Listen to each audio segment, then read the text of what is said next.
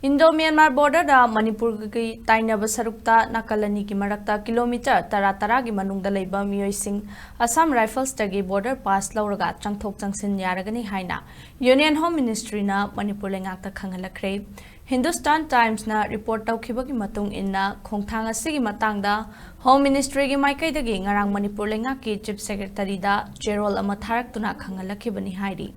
Center ke khongthang asigi matung inna border area da khudaktagi entry amasung exit point nipan hangdoktun thamle aduga makhatana entry amasung exit point kunthamanga su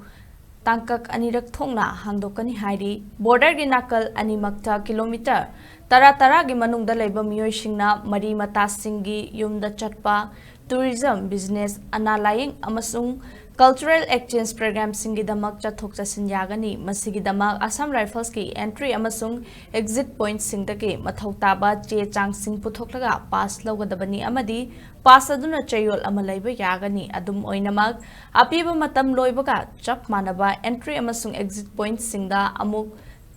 thokhibgadabani hairi.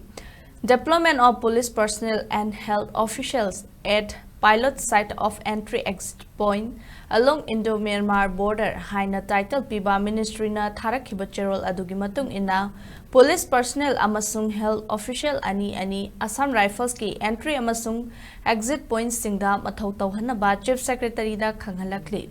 Chap manaba khongthang asi Myanmarom thangba nakalda su paikhatkani hairi adumoinamak center ki khongthang asida Manipur police amasung Assam Rifles ki maikai dagi paukhum amata lakpa leitri loinana Manipur lenga ki maikai dagi su tharakhliba cherol asigi chap chaba akupa marol ngasi khanglaba yai hairi.